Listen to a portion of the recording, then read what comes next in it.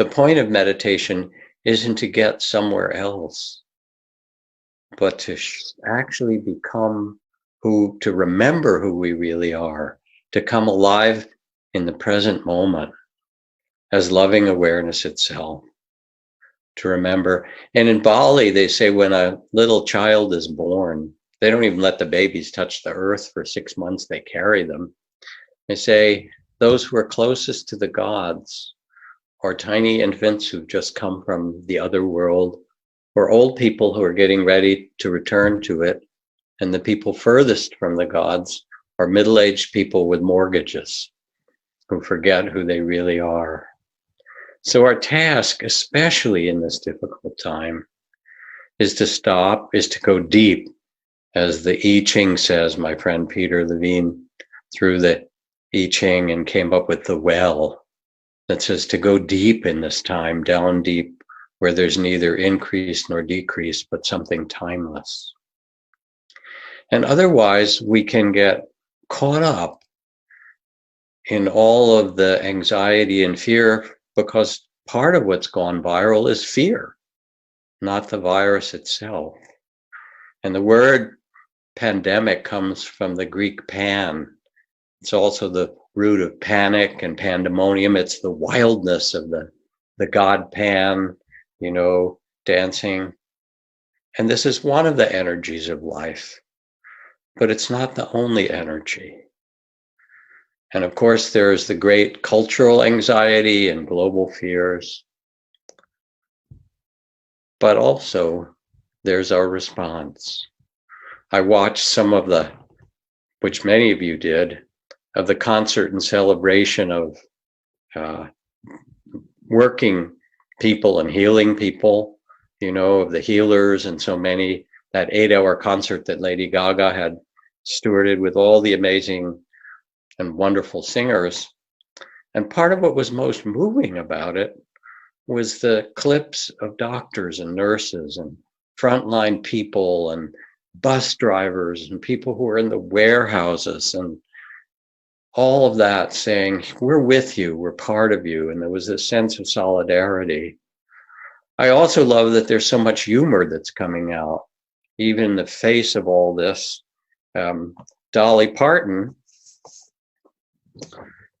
wrote a song. Here's the lyrics. This too shall pass as all things will. If the virus don't kill us, the staying home will. The kids are bored and restless. They scream and yell and squawk. And the teens and tweens, they're just plain mean. They bite your bleeping head off. And all those loving couples that were once so sweet and cozy, now they fight like cats and dogs, like Donald and Pelosi. Lord, get us back to school and get us back to work and get out of this goddamn house before somebody gets hurt. And Lord, please find a vaccination in the form of a shot or a pill, because if the virus don't kill us, the staying home will, And so here we are all cooped up with our loved ones.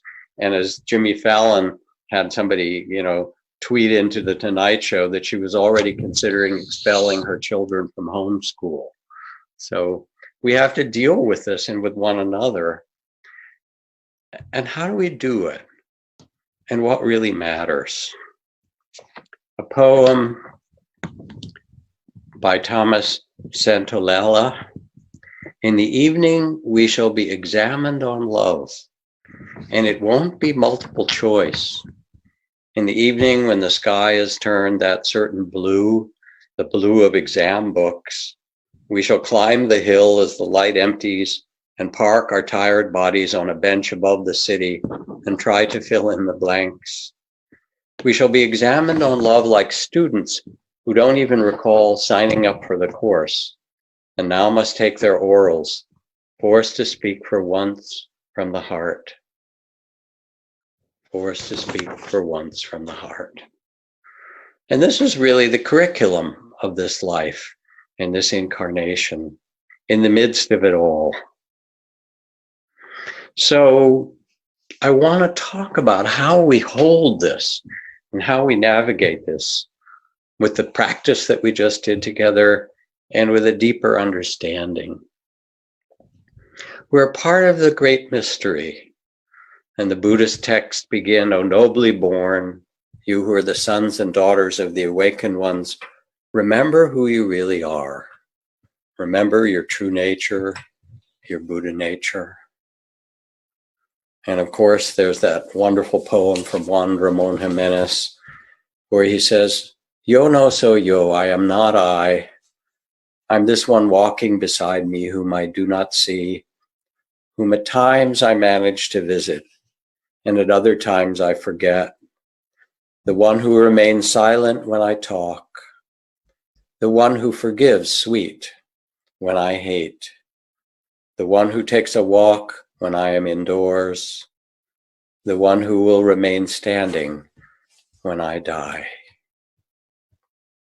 And in the meditation, we shifted from the experience of body, heart, and mind to become the loving witness itself of our restlessness, our doubting and fearful mind, our tears, our longing, our love, to bow to all of these things. But of course, that's a very nice idea. How do we actually embody it? And I know, being here with my beloved Trudy, we're mostly doing good, but once in a while we get on each other's nerves, like human beings do. And I have a practice. I actually told her about it. It's sort of a secret practice I have. I think about the passage from Thomas Merton, where he talked about seeing the secret beauty behind the eyes of every being. And my secret practice is, if I find frustration or annoyance, I look at her, I look at her eyes, and I see the girl, the innocent child, the young girl, the young teenager that's in there with so much possibility and beauty and love. And when I see that secret beauty, then the rest falls away. Even though I cleaned the stove, we are taking turns cleaning the house. And then she came and said, "Jack, you know, you can't just wipe the grease away." And I had to learn a whole new deep Dharma of what it means to properly clean the stove. Thank you, my beloved. So we become loving awareness. We become the witness to the joys and sorrows, to the praise and blame, to the things that are joyful and wonderful in our life and the things that are difficult. And in this, we open to a deeper mystery. We open to a mystery of becoming that one, as Machado says, who sees ourselves walking or talking, but we know we're greater than this. We're not just caught in our personality and in our small self. We are actually timeless awareness itself, the Buddha nature itself, witnessing it all. So the story I want to tell, which I've told last time a couple or few years ago and sometime a decade before that, is a famous story of initiation. And initiation means going through a difficulty in order to find that which is unshakable.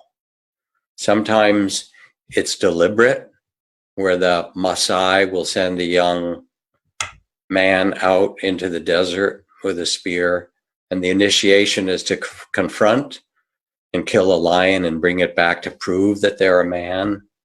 Or a young woman in that Maasai people who learns what it means to give birth and become a creator of the world through their body.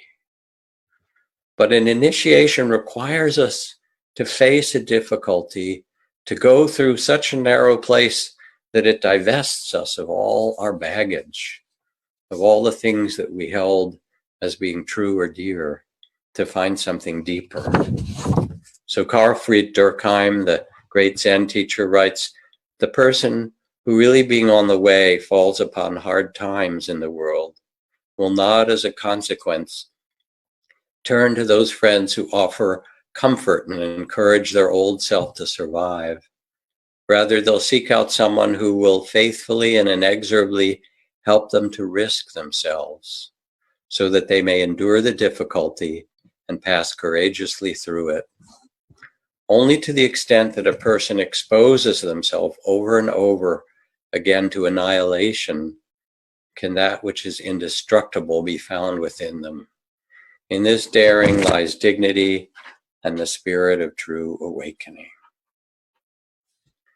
And sometimes initiation is deliberate, but most often it comes, as they say in the Greek, as a katabas, as a blow, an accident, an illness, a divorce, a loss of business, something that happens in your family.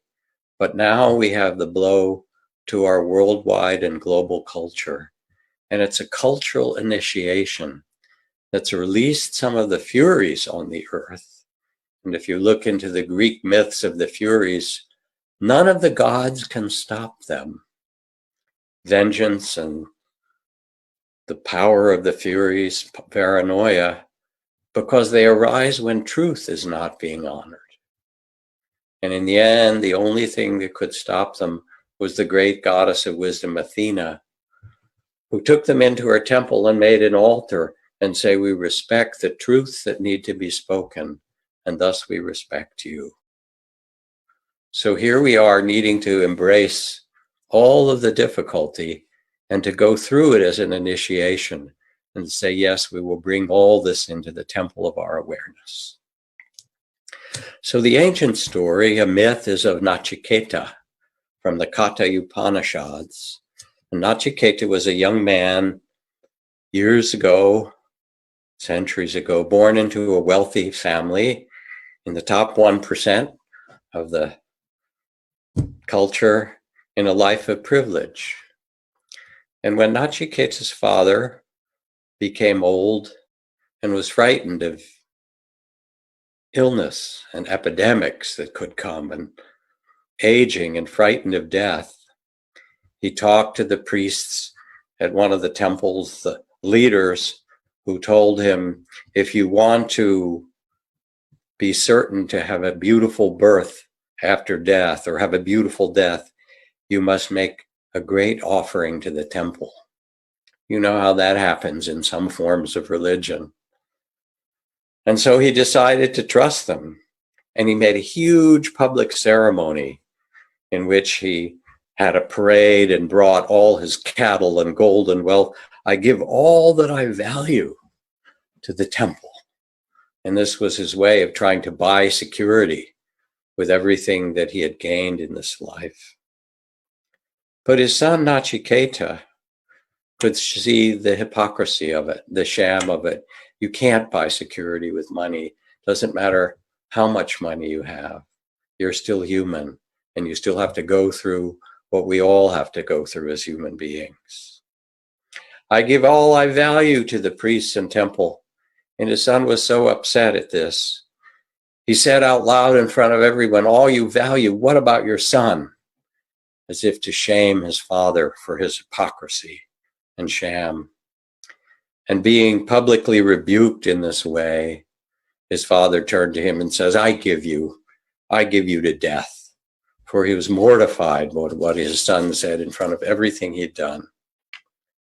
And Nachiketa, as young men do, turned toward him and said, I accept.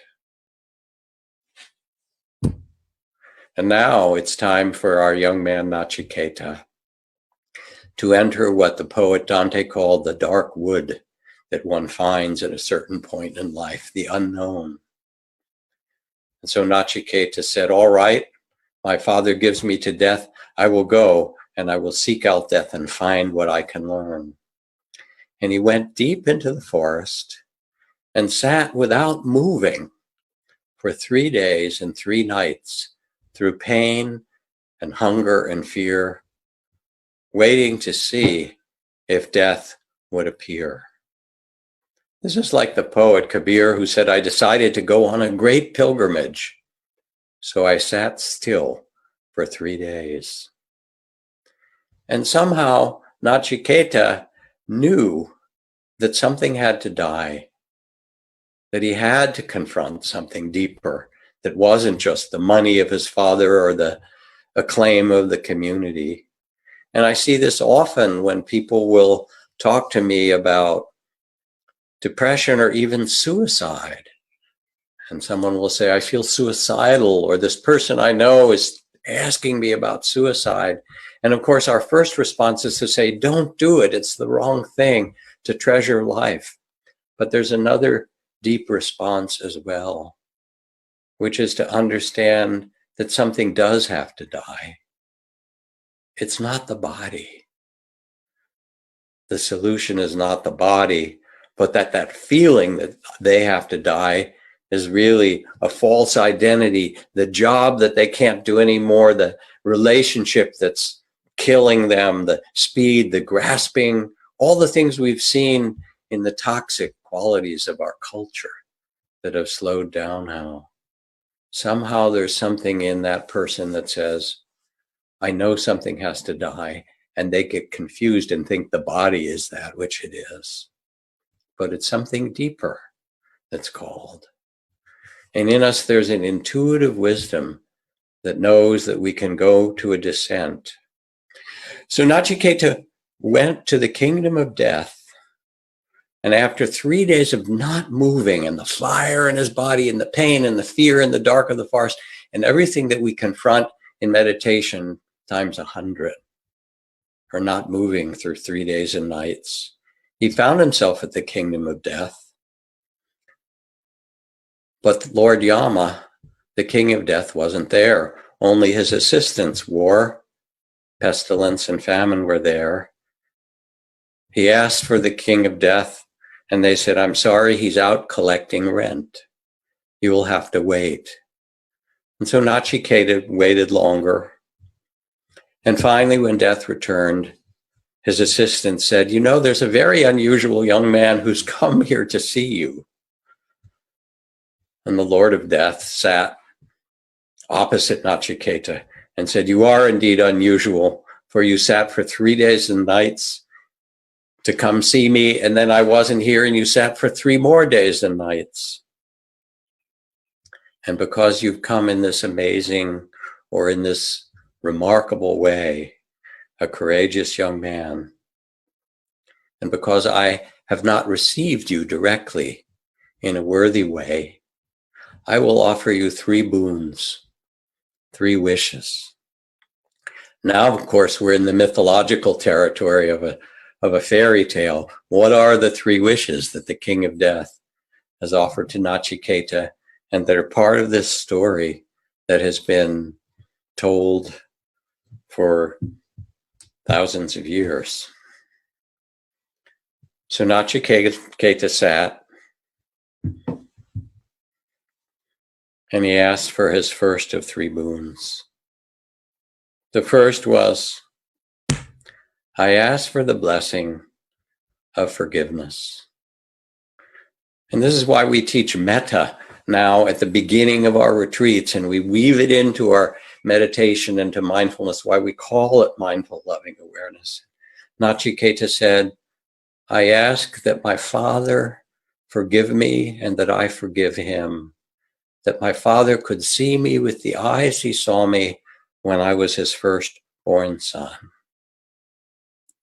And the reason that this was the first boon that he asked is because we can't go any further in the liberation of the heart, in the freedom that we seek, without starting with the balm of compassion and forgiveness and love.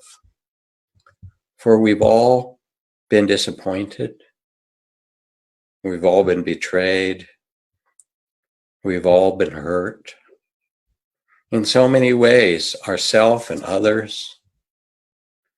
And in the end, if we are to live in a free life, what 𝐼𝐚𝐲𝐬 was seeking, a new life, a death and rebirth, it starts with a forgiving heart, to not put another being out of our heart.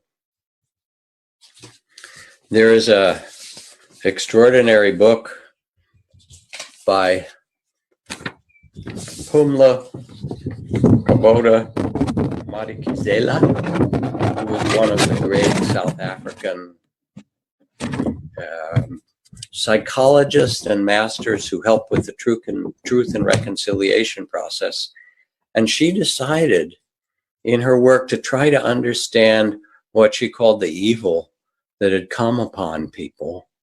And she spent a year going into the prison to talk to the architect of apartheid, who had ordered the deaths and killings of so many, Amanda de Kock. And she sat opposite him week after week after week, talking to him and listening to him. This is recorded in her book. And one night, after listening and talking on and on, he said, I think that I lost it all. It's the feeling of loss. The first thing that goes is innocence. There's no more fairy tales or Bambi. That's gone. We killed a lot of people and they killed some of ours. We fought for nothing. We fought each other basically eventually for nothing. We could all have been alive having a beer. So I'm confused. I'm so very tired. And he hung his head down and shifted his legs to adjust to the chains that bound him to the chair, his eyes downcast, like someone reflecting on the greatest tragedy and loss in his life. And the fact that she could go and sit with him and listen with an open heart and a curious and a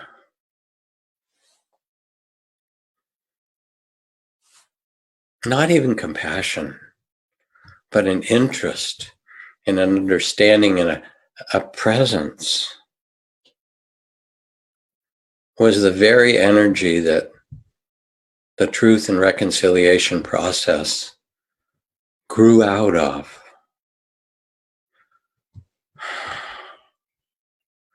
We all have forgiveness to do. And in this difficult time, we're asked to do some reflections in the heart. What do you have to forgive, small and large, for your heart to be free? Some of it is self-forgiveness. Some of it's forgiveness of others, asking forgiveness, but holding yourself with tenderness. My old faults, like snow falling on warm ground. When we hold ourselves with self-compassion, even the difficulties are held in a new way. I remember sitting with Ram Dass, and he told the story of being with his guru, 𝐼𝐚𝐲𝐬 Baba. And 𝐼𝐚𝐲𝐬 Baba looked at Ram Dass with so much love and gave him very simple instructions. He said, Ram Dass, love everybody. And then he paused and he said, Ram Dass, tell the truth. Now these sound like beautiful spiritual instructions, right? But as Ram Dass said, I was surrounded by this whole coterie of Westerners who'd come because I was with the guru. And I was irritated by them. They were taking up time. And the more I looked, they were there on their own ego trips and they were puffing themselves up and they were grasping and grabbing and they were neurotic and their personalities were quite unappealing in many cases. And I looked at them and I said, but my guru said, tell the truth. The truth was I hated them. I didn't like them. I wanted them out of there. And then he said, Ram Dass, love everybody. And that was his koan. And he sat with it and he worked with it. And he said one day he was sitting there looking in the eyes of his guru with that glance of mercy from his guru. That is the name for when someone sees you so deeply, so lovingly, that it changes the cells of your body and you remember that you are love. And he looked and he said, all these crazy Westerners like me who came, I love them all. I love every single one of them. And it was a breakthrough and a transformation. And it asks us, what do we have to forgive for our hearts to be free? This was 𝐼𝐚𝐲𝐬's first boon. And it's yours as we go through this descent, because it is difficult. It's difficult for all of us collectively and in our families, in our communities, and as a society. And forgiveness, this forgiveness doesn't mean that we accept things that are being done that cause suffering, that we don't try to change them, to stand up for what matters, to stand up for care and justice for everyone. What it means is that in the end, we don't put anyone out of our heart, that we can wish everyone, may you be free from hatred. May you be free from fear. May you be free from ignorance. So 𝐼𝐚𝐸𝐻 received his first boon, and his heart became softened, and he was able to now live through the next part of his deep initiation, as you must do,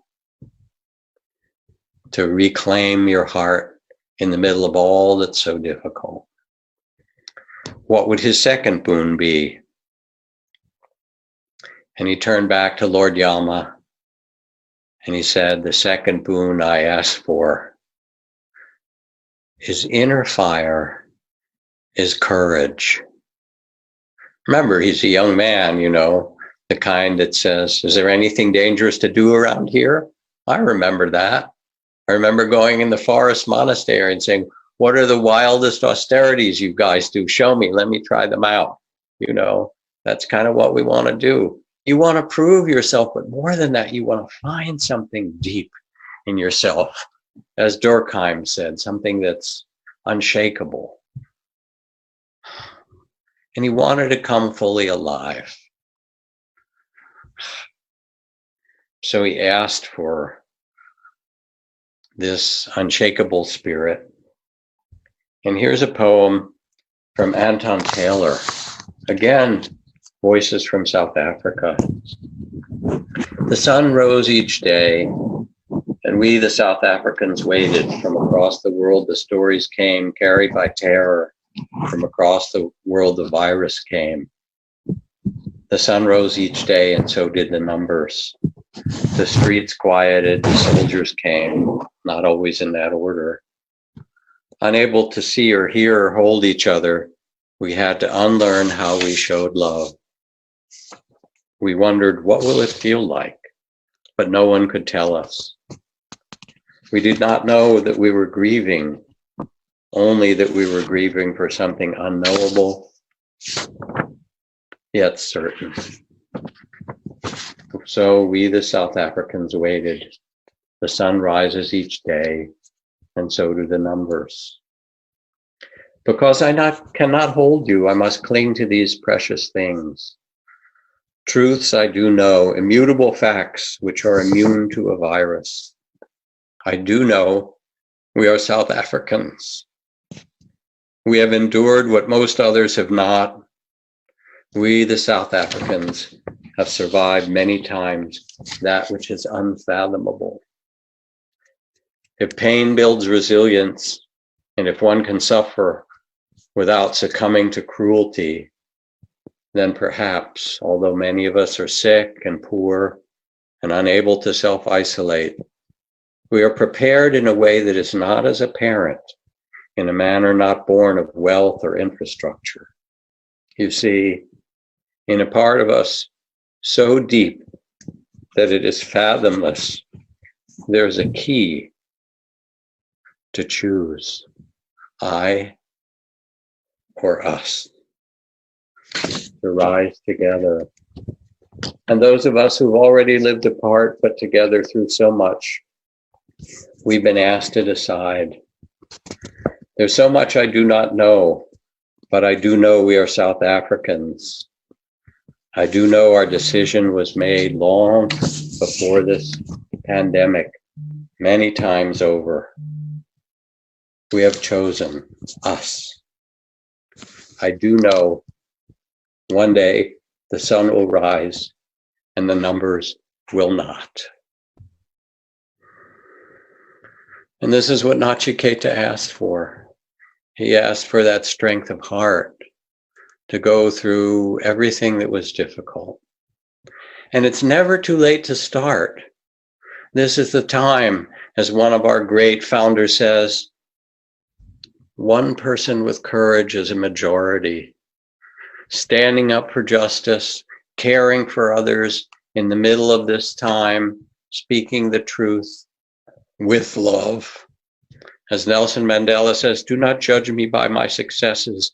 Judge me by how many times I fell down and got back up again. And this is your humanity. And this is what's possible for you. And so the second boon was granted to 𝐼𝐸𝐴𝐻.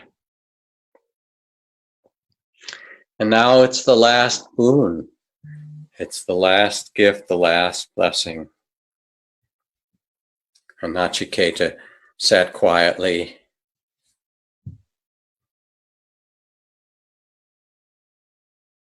And he looked at Lord Yama and he said, what I ask now is a great boon. I wish to know that which is immortal. Kind of audacious young guy he was. His last wish. And Lord Yama looked back at him and said, really? You could have anything.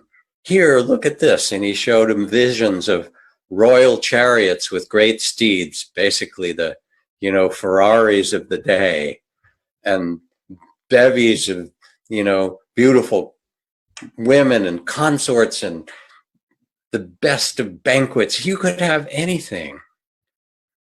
Make sure that this is your true wish. And 𝐼𝐸𝐴𝐻 replied with a question. Will not all of these return to your kingdom soon enough? And Lord Yama had to nod and reply and say yes.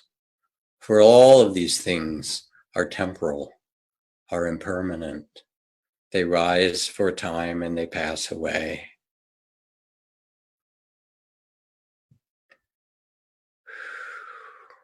So Lord Yama said, then I will give you your answer. And he brought 𝐼𝐸𝐴𝐻 an extraordinary gift, a beautiful mirror, handcrafted there in the underworld. And he said, I place this mirror in your hand, and with it pose a question to you that will be the gateway to immortality itself.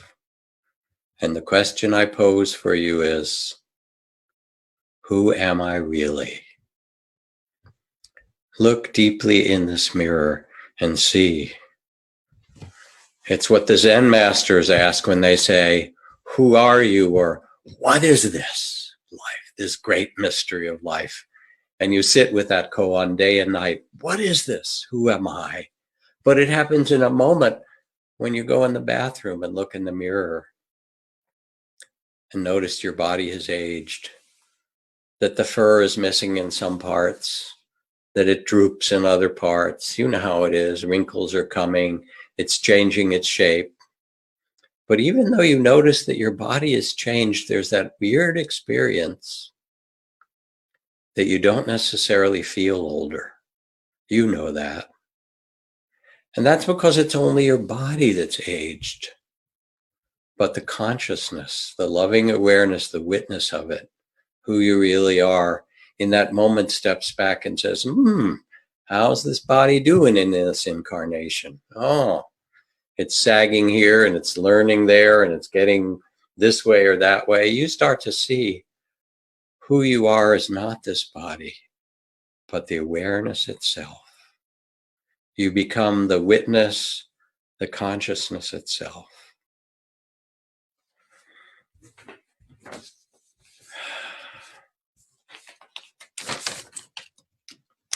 This is from Be Here Now, speaking of Ram Dass.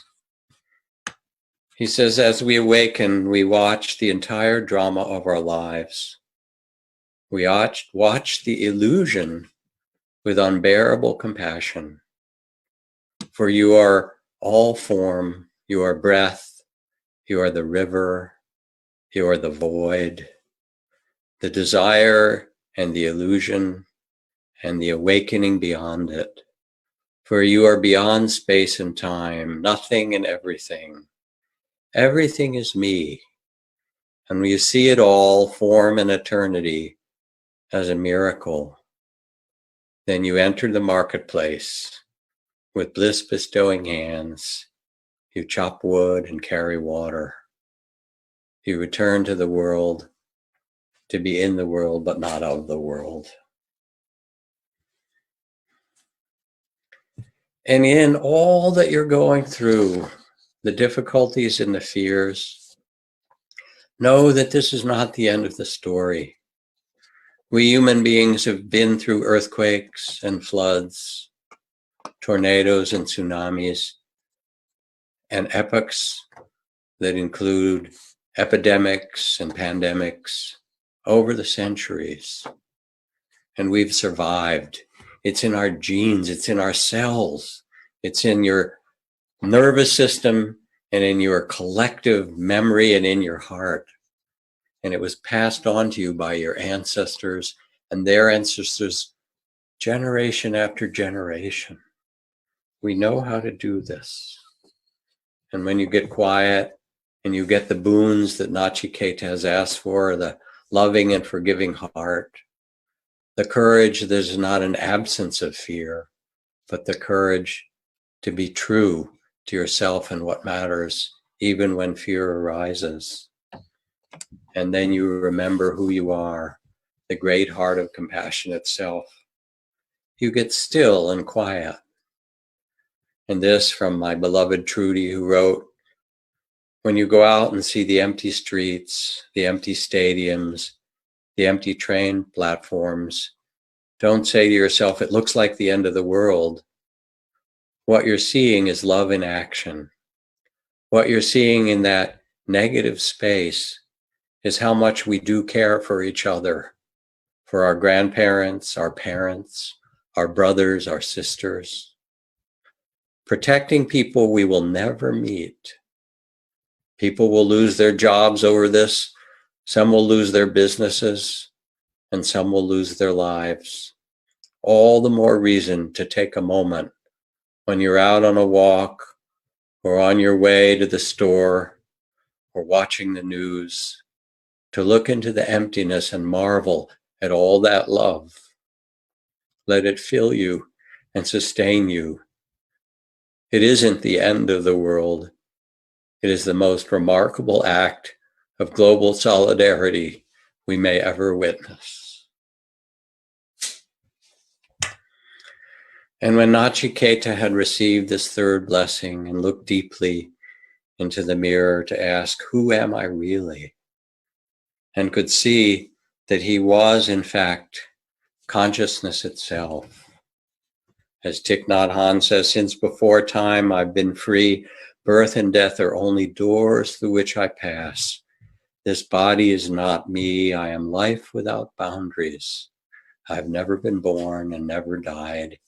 He stepped out of the land of the Lord of Death into the unborn, into the timeless,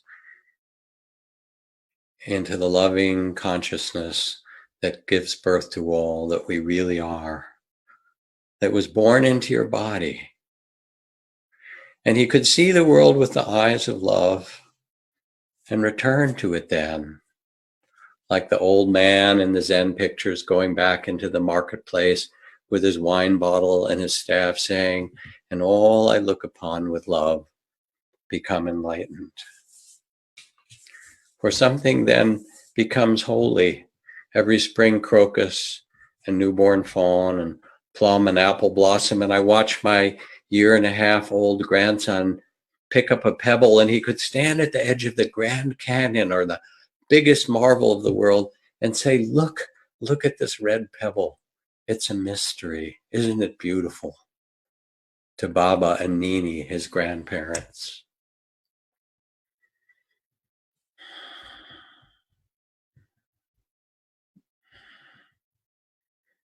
Yeah. I believe it was in Leaves of Grass, Whitman said, a mouse is miracle enough to stagger sextillions of infidels. Just the existence of life, of ours and others, in this planet among the vast galaxies, And here we are. And yes, we've been through pandemics and epidemics. And what 𝐜𝐴𝐽 realized was that there was something bigger and more beautiful that he could find. And it wasn't just in the vastness, but it was in the tenderness between people and what we touch and how we listen. A poem by James Davis May. Even on the night my friend died, even on that night, the feral cat, the one that's white and fluffy, still crossed our driveway quietly from our neighbor's pines to our own rhododendrons. Even on that night, she would look for some rodent or bird to terrorize. And I, drinking and grieving on our deck, was appalled by the world and its gross refusal to stop being the world. And then embarrassed, not just by my own naivete, but by innate human sickness that believes we mattered, that something or someone is listening. That civility isn't just something we imagined and don't really follow anyway. That night, I wanted everything to be better than it is. So I went to the fridge, got out the milk, poured it into a little bowl, which I left on the porch, and found empty the next morning. And this is what we have, really. We have gestures of kindness and greatness of heart. We have forgiveness. We have the compassion that can hold all those who are living and all those that are frightened. And to know that we can do this together. And one day the sun shall rise and the numbers will not.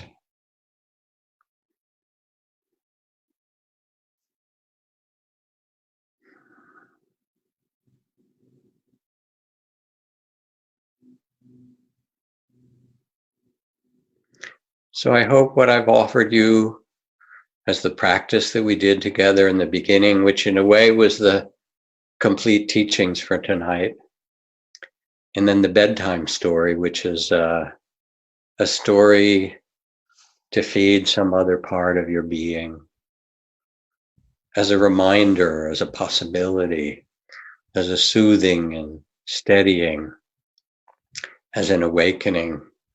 I hope it has been food for the heart.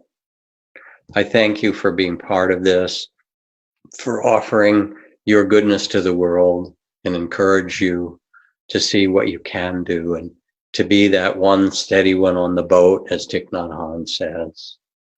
Also encourage you, if you can, please, to help support Spirit Rock so we can get more of these teachings out. There's a donate button. There are ways to become members.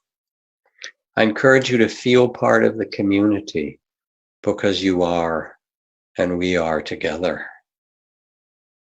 And I encourage you to take your time at the end of the day to sit quietly and tend your own body and heart and mind with loving awareness. At the beginning of the day, to settle yourself and set your best intention.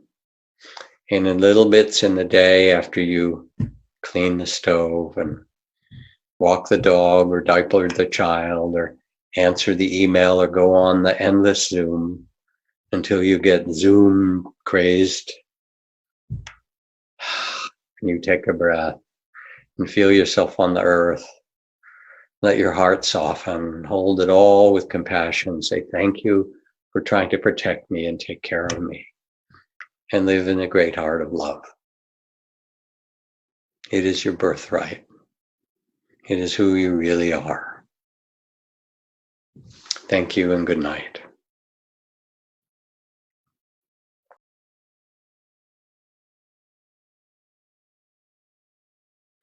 So to do a meditation practice now, let yourself sit in a way that is steady, feet flat on the floor, buttocks on a seat, and feel a sense of groundedness And when you're ready, allow your eyes to close gently.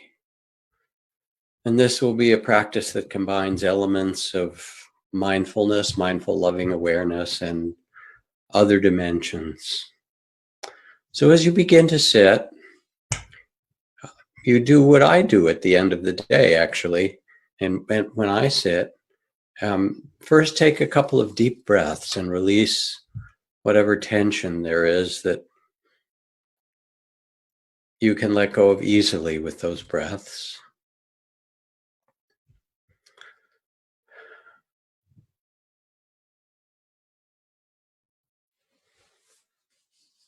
And then as I start to pay attention, I realize that I have to sense my own body, my heart and mind in a deeper way than when I'm going through the tasks of the day, whether it's doing the dishes or offering teachings or interacting with others. I really need to sit quietly and tune in and find a different dimension of possibility. And as I do, I find there are all kinds of things that are beneath the surface, that my body goes into fight, flight, or freeze, picking up the alarm of the world around me or my own fears. My heart does. So as you sit quietly now, having taken those breaths, let yourself feel a sense of connection to the earth, a grounding in which, almost as if you had energetic roots going from your body into the earth. Steadiness, deep, connected. Your body comes from the earth. It's part of the earth. And feel that strength and steadiness.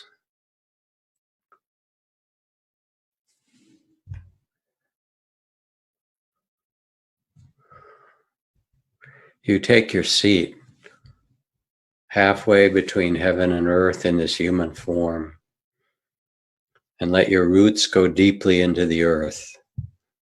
Steady, strong.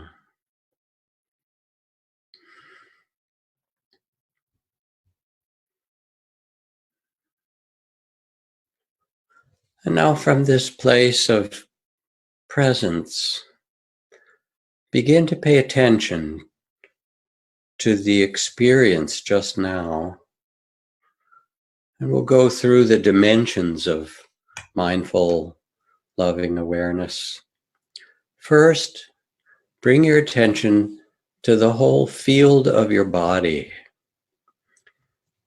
The sensations, the energy of the body, the areas of tightness or tension that come from this fight, flight, or freeze that gets triggered in us, the areas of hot or cold, of pleasure or pain. Feel the whole energy field of the body with a loving awareness that has no judgment, but is kind and curious.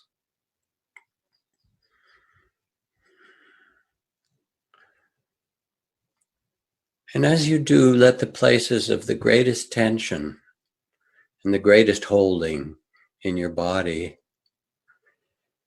invite them to open, to increase, to get stronger, to spread out through your body or beyond. Invite them to show you what you're holding, and you receive them in the space of mindful, loving awareness.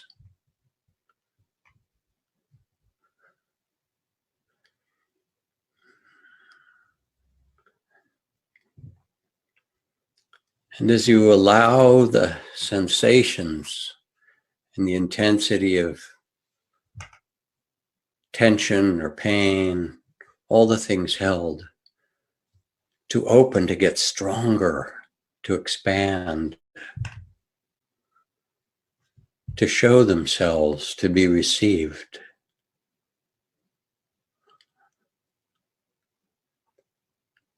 Notice how as they expand, they also soften, become more spacious.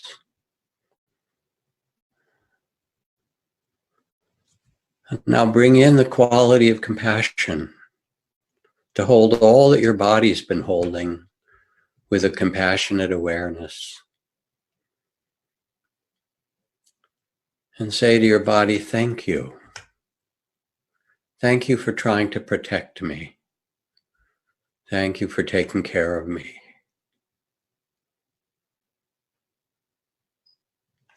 And as you do, notice how the body softens with that gratitude, how holding it all with compassion and kindness, just as you are now, like you would hold a child who's going through a hard time. Such tenderness, thank you, it's okay, I'm all right for now. And notice how the body relaxes and opens as you do.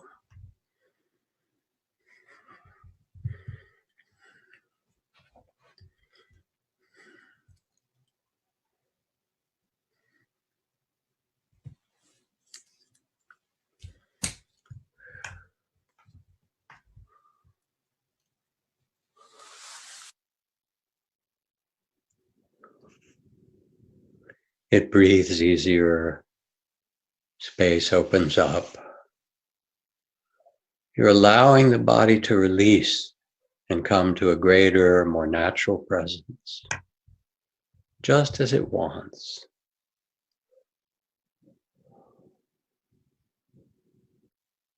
To open, to be felt, all of it, and receive with love, tenderness.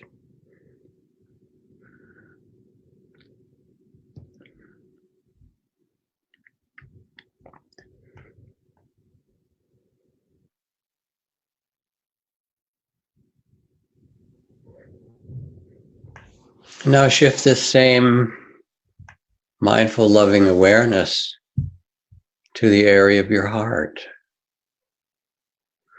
And notice what feelings and emotions are present. I notice at the end of the day that there's an accumulation. There might be grief, deep tears of sadness. There might be fear, anxiety, longing, love, joy mixed together with all the rest. With this mindful, loving awareness, sense what's there in your heart that asks to be felt, that you're carrying. Sometimes carrying for a long time. And let it open. Let it intensify. Let it get stronger, more painful or more beautiful, more sad. Let the feelings open in the vast space of loving awareness fill your body and more. Let them show you what your heart is carrying, and you become the loving witness, allowing the heart to be felt, all of it.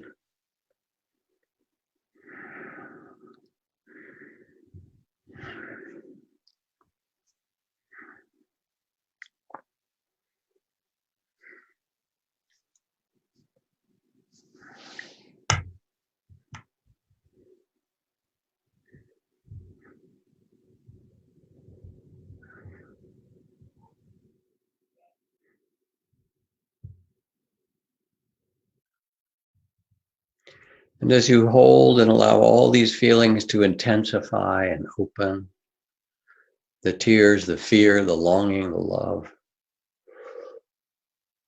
hold them again with compassion, like you'd hold a crying or frightened child. Tenderly, not trying to fix them, but honoring them. And say thank you. Thank you for trying to protect me. All these feelings. Thank you for trying to keep me safe.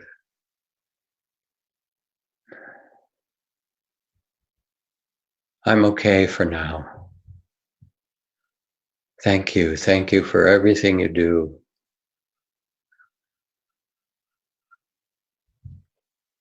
And notice what happens in the heart, how spaciousness grows naturally, how the feelings are received and soften, and how the gratitude, thank you, and compassion for all of them, for trying to protect me, opens a space of tenderness and presence.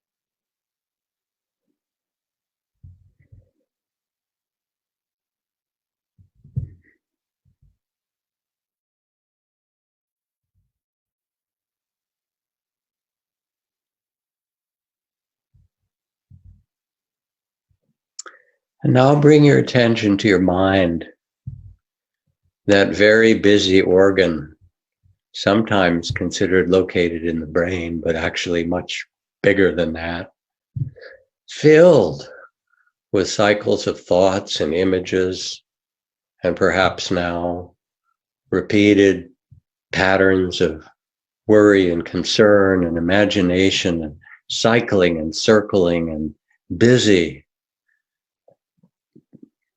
Feel all the energy of the mind. Just notice what it's like. And hold it too with loving awareness.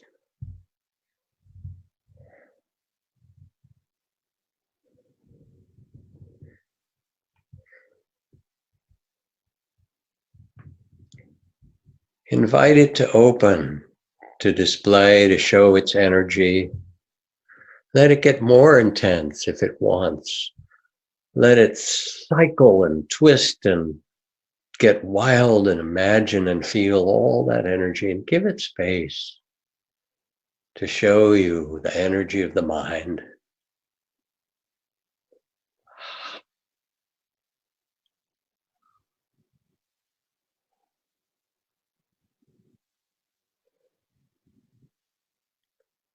And bring in a tenderness, a compassion, to hold all these energies with kindness. They're just doing their job.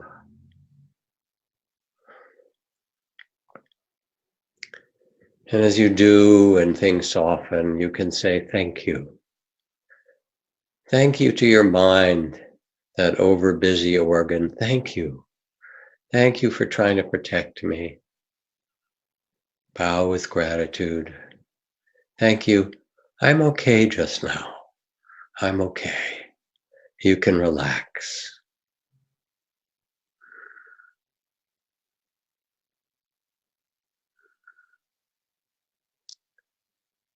And notice how the mind too softens and settles when you allow all the energies to be held in compassion and loving awareness. When you offer gratitude, everything softens.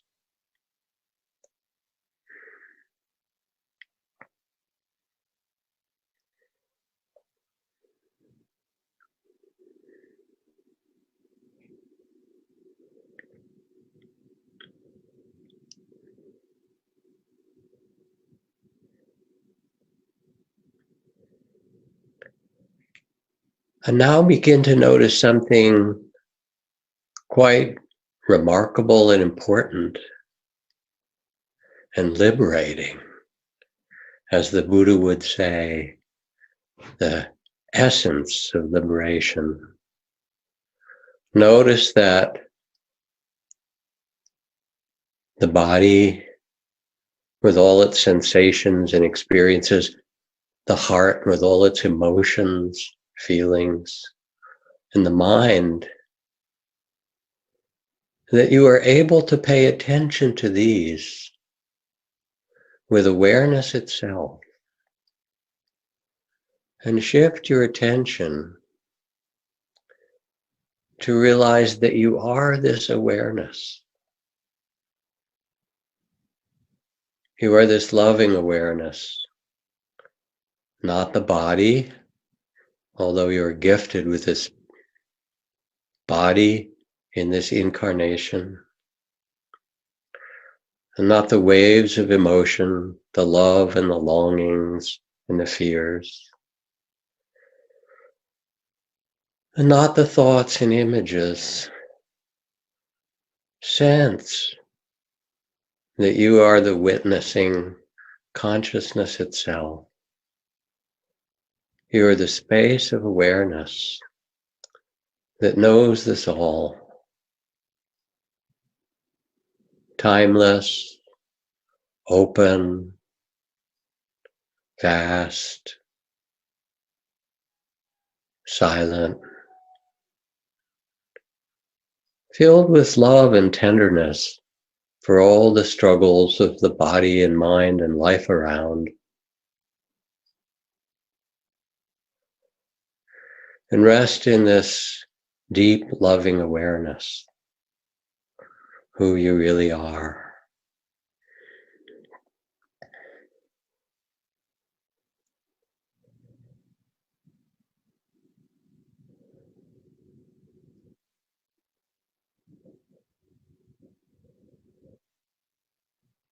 And in this loving awareness, like an ocean of peace or stillness, vastness that contains everything, let yourself sense that just as you can be aware of body and heart and mind, you can also be aware of the field of being, of the beings all around you, those making love and those in fear and those being born and those who are sick or dying, the vastness of beings, and that your loving awareness can extend and become a kind of loving compassion. Just as you hold your own body and heart and mind with tenderness, now let the vastness of your loving awareness extend in every direction. As if you could hold this whole world in the great heart of tender compassion. You can. This is your birthright, your Buddha nature. Born into you is the great heart of compassion and timeless understanding.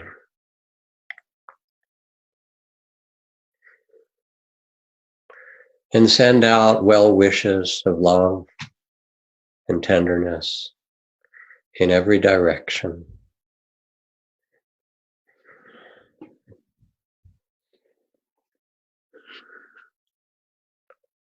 From this place of stillness, deep compassion.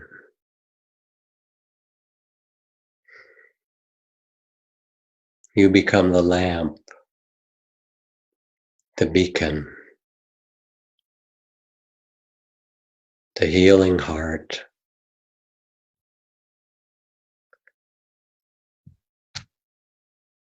the medicine of the awakened heart,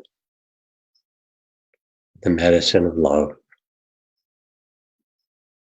offered to all, holding all.